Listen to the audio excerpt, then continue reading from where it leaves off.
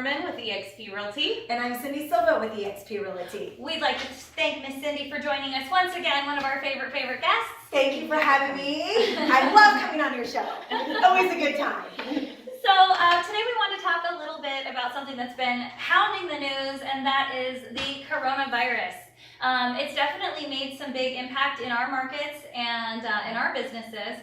So we thought we would do a little bit of Q&A and maybe get a little education as with some of the details of what this virus does, how you can help prevent it, and of course we've got some hand sanitizer and toilet paper here because those are very hot commodities apparently when it comes to having a cough.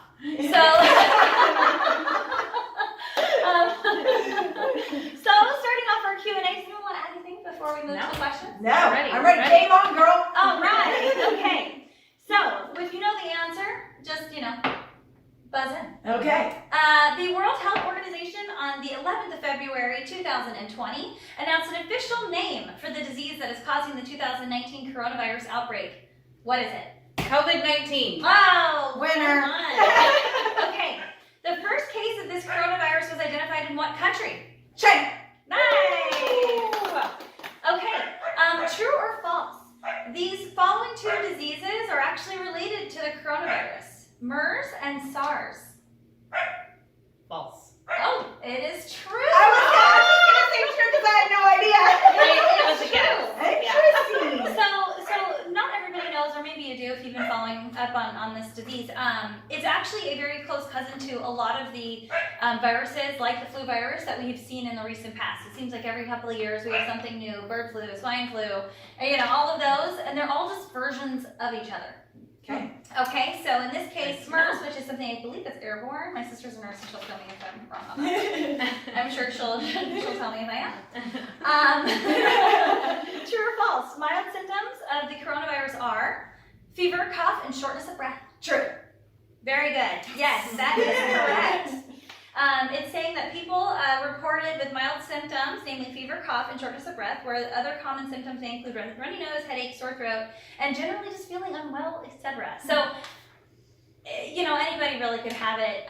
There's a fun statistic, Kelly, that you were mentioning about the amount of people who have had it and survived versus how many deaths. So 118,000 cases worldwide, and 66,000 have contracted it and healed, and only 4,000 have actually passed away. Wow. So it's like 3.4% fatality rate. I would be interested to know, how that compares to the past outbreaks of different viruses that we've seen in the past. Absolutely. I don't remember them feeling like such a big deal. No, I feel it. Yeah, I feel this one's You know being what I mean? a little bit more exploited than the other ones in the past. Thank you, social media.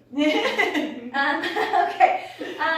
So what is the coronavirus? I'll go ahead and run through these answers here and let you pick, just because none of them, it's not really a short answer. Okay. So A, it's a large family of viruses. B, it belongs to the family of nidovirus. Both A and B are correct, or D, only A is correct. I'm going to go with the nidovirus just because I like the name Nido. That's a pretty neat I don't even know what it is, but it sounds pretty Nido. Okay, well the answer is C, both A and B are correct. Coronaviruses, which if you've looked at the back of a Lysol can, it actually says that it fights against coronavirus. Interesting. I don't know if you have one of those around here, but my brother brought that to my attention. And because it kind of already exists. This is just a unique strain, which is why the vaccine has taken a little bit of time to really get together, and they have to do all the testing, but really they were able to take something that already had a vaccination and kind of tweak it for this specific virus. Very cool. Okay, now I want to talk about some of the precautions that we can take, just overall being aware of your surroundings, and how you can help others not contract, this virus. As you can tell, all of these symptoms are so common. Yes. We all have it, so I guess taking little steps is pretty important. So you want to go through some of those? So big one, wash your hands. Absolutely. It's pretty common sense. Just wash your hands anytime you're out in the public and you're touching shopping carts or door handles, things like that. Just wash your hands. Absolutely. If you're sick, stay home. Because if you're not sure you have it, just stay home. Don't spread it. The hardest one for me is don't touch your face. Yes. it's, your hair's down, it's blowing, like, something, you're like, oh my, I don't know. It's just so hard not to want to touch your face. I agree. And they said that's a really big one. If you are ill, try wearing a mask. I just traveled, so I was in an airport over this last week quite a bit, and there was masks everywhere. Every time I saw hand sanitizer, I used it. We wiped down our seats, our trays, everything as soon as we sat down and got acquainted with, the area that we were going to be in, made sure that it was clean and sanitary, not just for us, but for the people coming in behind us. Absolutely. Yeah. And things like good manners. Like if you're coughing, cover your mouth. You should still be doing that anyways. We shouldn't have to tell you. But unfortunately, we are telling you because some of you still don't do that. Correct. That's a good one. Yeah. We've actually gone over all of these, avoiding close contact. So if you know somebody that has it, stay away. And that's why I'm standing over here. Just kidding. That is awesome. So we do have a giveaway. We are going to, one lucky winner is going to get a bottle of wine, just in case we are quarantined, which I don't think is going to happen, but I don't think just so in either. case. You will get a delicious bottle of wine. And last week we had a giveaway. Let's see, last week Cailey was the sponsor. We were at the beautiful home out on Spenceville Road, which by the way is still available. We've had a lot of interest. We've had several showings, but still on the market. It's a beautiful house. Yes. It is. And it was a Easter wine. It was wine with an Easter bunny carrier and a little candy. koozie carrier and some little chocolate bunny bark and a bottle of Dow from Paso. Pretty yummy. Scott Helmer, congratulations! You're the new owner of a very attractive bunny koozie wine. I know you're stoked. We'll figure out a way that we can get this to you. Thank you so much for your LCS. We appreciate it. And then also LCS, this video, not just for coronavirus awareness, but because you also have the opportunity to win that awesome French wine over there. Yes. And how has it affected your industry, Cailey? Yes. I know you help people get loans for homes, for refinancing, and how has it impacted? It has been crazy, like absolutely crazy. Everything dropped really, really fast. Stock markets went nuts, but then people were still putting money into the bonds because everything's so uncertain.